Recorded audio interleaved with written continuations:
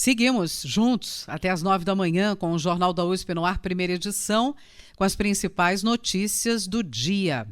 Aliás, tem sido destaque nas últimas semanas, com o reconhecimento da situação de crise hídrica na Bacia do Paraná. Ainda persistem as dúvidas sobre um possível racionamento ou um novo aumento da tarifa de energia elétrica.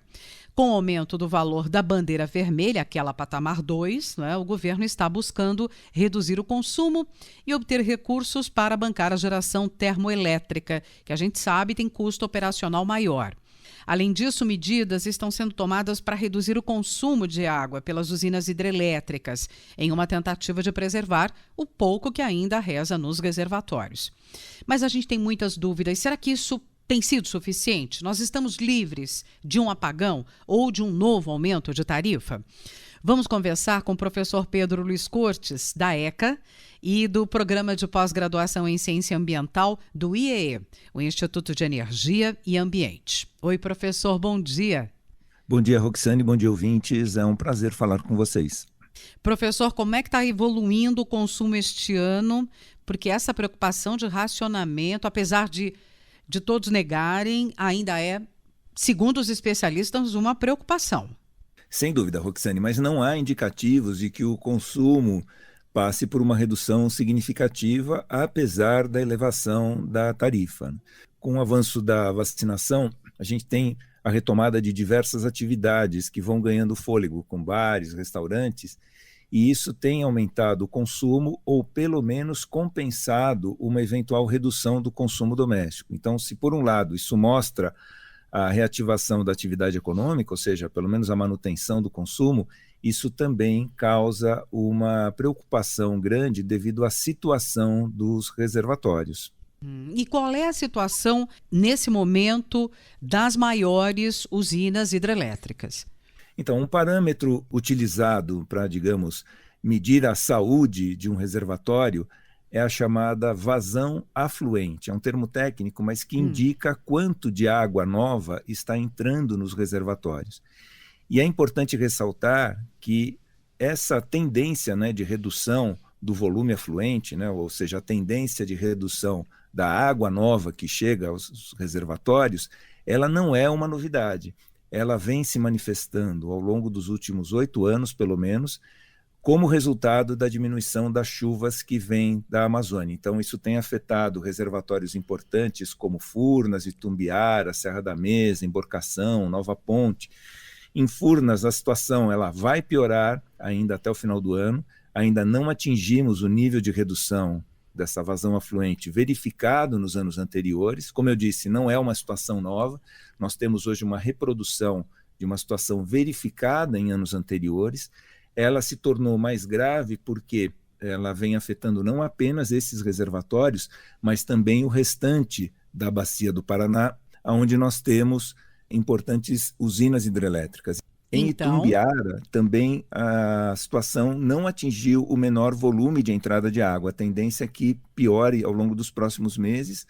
O mesmo ocorre em Serra da Mesa. A pior situação deverá ocorrer em setembro. Usualmente é isso que tem acontecido ao longo dos últimos anos. Também o mesmo acontece em Emborcação. São todas usinas que têm uma capacidade, em tese, muito grande, uma participação muito grande no Sistema Nacional Integrado. Em Nova Ponte, a situação poderá ficar ainda pior até setembro, ou seja, nós ainda não atingimos a pior vazão afluente desses importantes reservatórios.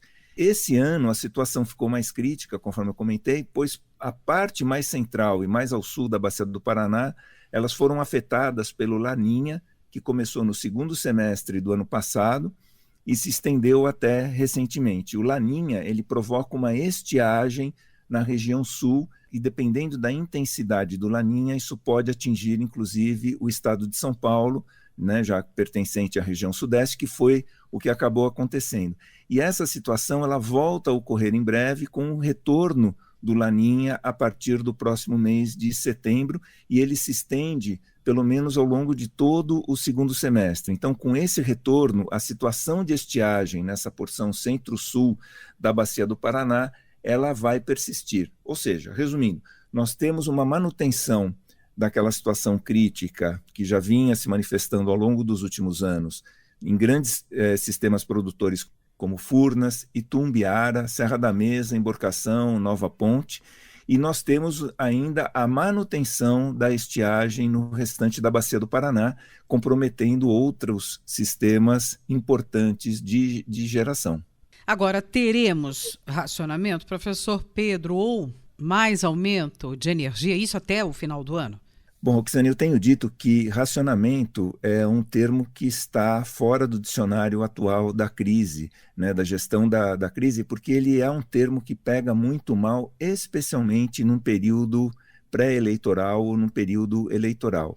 Porém, com a situação dos reservatórios piorando ao longo do segundo semestre e o consumo aumentando, né, com a retomada da economia, mais termoelétricas entrarão em operação e esse custo vai ser repassado ao consumidor. Então, nós podemos ter, em princípio, depois eu vou fazer um alerta, em princípio nós poderemos ter realmente um aumento da tarifa de energia elétrica.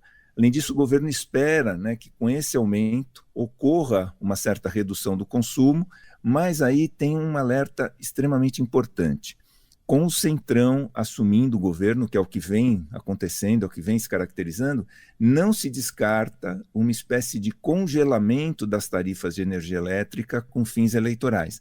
Não seria nada oficial, mas na prática basta o governo não aumentar o valor da energia elétrica, o valor da bandeira vermelha patamar 2. E ficaria esse custo para um novo governo que deveria aí praticar um tarifaço, e essa conta ficaria para 2023. Portanto, embora as condições elas indiquem, né, ou levem a um aumento da tarifa e mesmo alguma outra medida de restrição de consumo, como aplicação de cotas, e quem consumisse acima dessas cotas seria penalizado com uma tarifa maior, ou ele direcionar, né, a carga para centros onde há um maior consumo ou maior produção industrial, ou seja, caso ocorra o apagão, ele vai tentar fazer com que isso seja direcionado para regiões menos habitadas ou que tenham um impacto menor no PIB.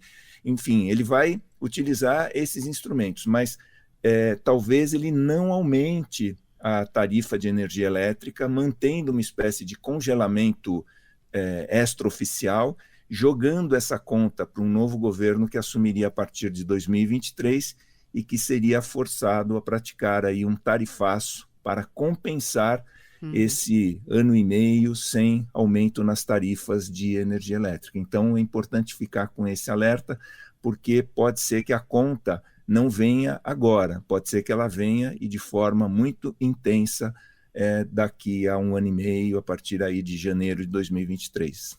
Professor Pedro Luiz Cortes, da ECA, do Programa de Pós-Graduação em Ciência Ambiental do IEE, sempre às sextas-feiras aqui com a gente. Você pode acompanhar nossas conversas semanais em jornal.usp.br ou então no canal no YouTube. O Ambiente é o nosso meio. Vai lá, clica, compartilha, acompanha. Professor, boa semana para você e até a próxima. Muito obrigado, uma boa semana a todos.